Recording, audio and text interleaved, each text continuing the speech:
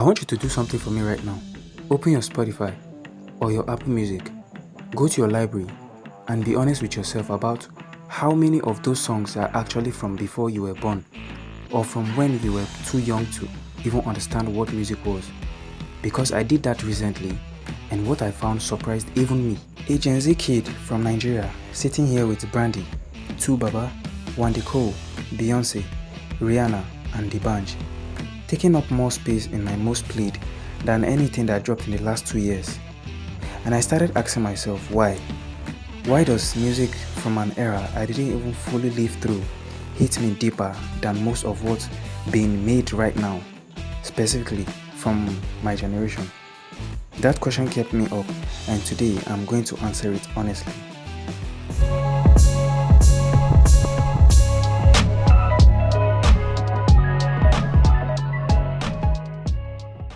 Welcome to Certified Timeless, where every era gets its flowers. I'm your host, Simeon, and today we are getting personal. This isn't just a music analysis video. This is me telling you my actual story. How a Gen Z kid from Nigeria ended up completely shaped by music from an era he barely lived through, and why I think my story is not unique at all. I think millions of young people around the world feel exactly the same way, but nobody is really talking about it honestly. So let's get into it. Let me take you back. I grew up in a family house, and in that family house were my aunties. Now, if you grew up in a Nigerian household, you should already know what I'm about to talk about. Your aunties are not just family members. They are your first music teachers, whether they know it or not. But before my aunties and their phones and their speakers, there was my grandfather's radio, a big red radio that sat in that house like it owned the place. That thing was always on, and whatever was playing on that radio was just the sound of life in that house. You didn't just choose it, you didn't skip it, it just played, and your ears absorbed everything, whether you like it or not, whether you were paying attention or not.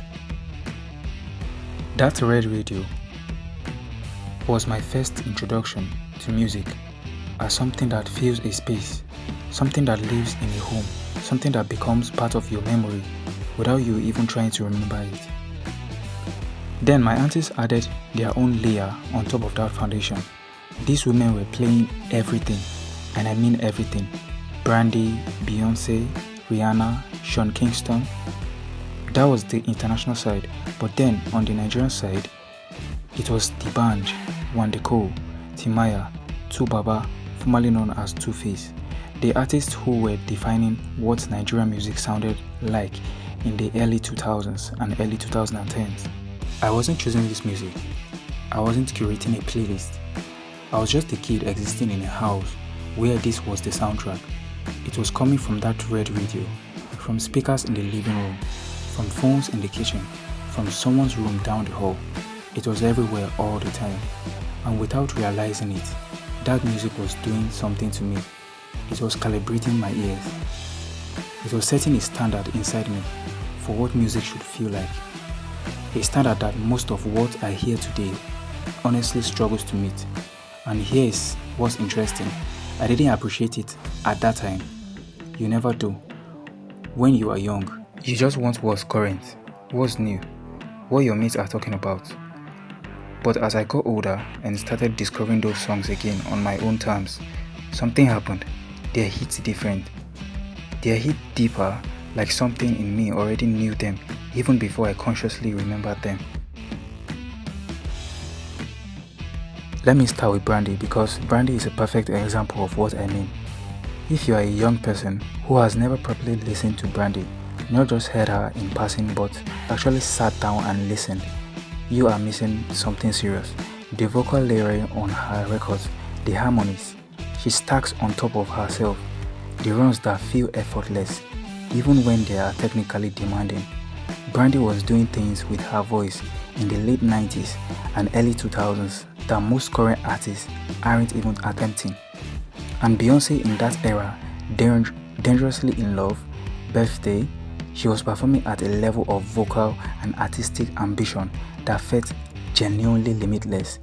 These weren't just singers, they were vocal athletes who treated every record like a statement. On the Nigerian side, Wandiko was doing something equally special.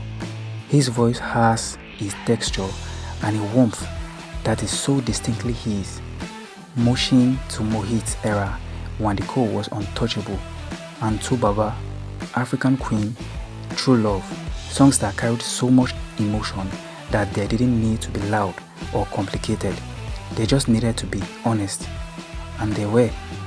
What all of these artists had in common was that the voice was the instrument, the vocal performance was the event. You listened to these songs and felt like a real human being was communicating something real directly to you. That feeling is increasingly rare in music today. But it wasn't just about the vocals. It was about what the songs were actually saying. There was substance, there was intention. These artists were making music about real human experiences. Love, heartbreak, struggle, joy, identity, where they came from. Sean Kingston's Beautiful Girls. That song is about a feeling every single person on earth has experienced, being so gone over someone that feels dangerous. And it captured that feeling so perfectly that it didn't matter if you were Jamaican, Nigerian, the UK or the US, you felt it. D'banj and Oliver Twist, that energy, that pure unapologetic celebration energy, it didn't need to explain itself.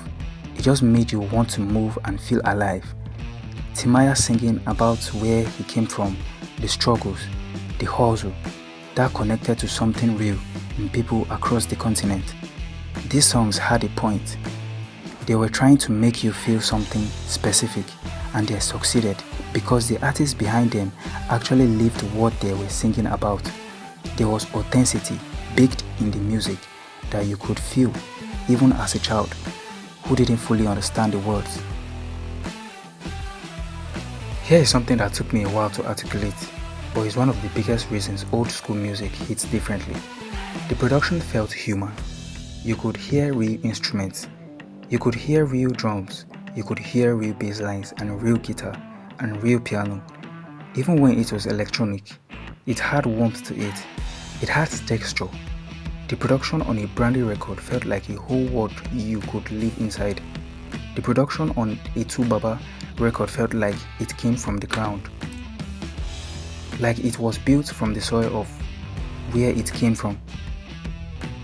D'banj and Don Jazzy together were creating sounds that felt alive in a way that was genuinely exciting. Today, a lot of music is made entirely on laptops with sounds that are clean and precise and perfectly quantized and completely emotionless. Everything is in the grid. Nothing breathes. And when music doesn't breathe, it doesn't connect. It performs. It doesn't connect. And human beings are wired to respond to connection, not performance. Now, here is where it gets interesting. Because I am a Gen Z, I grew up with streaming, with TikTok, with music being more accessible than it has been in human history. I have every song ever made available at my fingertips at any moment.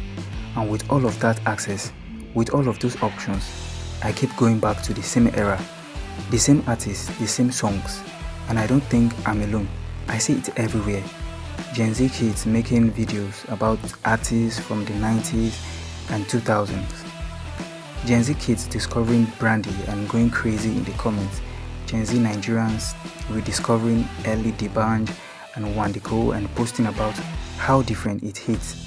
There's a whole generation of young people who grew up on a current music and are quietly going back to find something they feel is missing.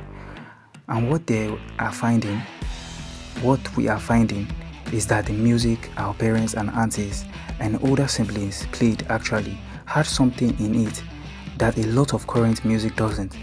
It had soul, it had intention, it had the feeling that someone made it because they had something to say, not because an algorithm suggested a sound that was trending. So why does old school music hit different for Gen Z? Because great music is not generational. It doesn't have an expiry date. A Brandy harmony doesn't get less beautiful because it was recorded in 1998. A 2Baba melody doesn't lose its power because it came out before most Gen Z kids could even walk. A D'banj groove doesn't stop making you move because it's 15 years old. What my aunties gave me without knowing was a standard for what music can feel like when it's made with real intention and real craft and real humanity.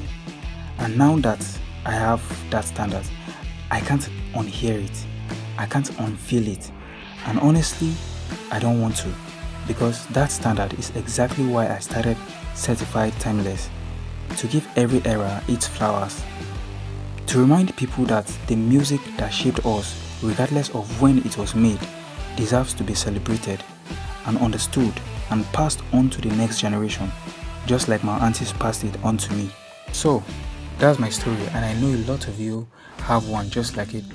Drop in the comments, what old school artist or song did someone older than you introduce you to that completely changed your life or changed how you hear music? I want to read every single one of those. Please like and subscribe for more videos like this. I'll catch you up on the next one. Certified Timeless, where every era gets its flowers.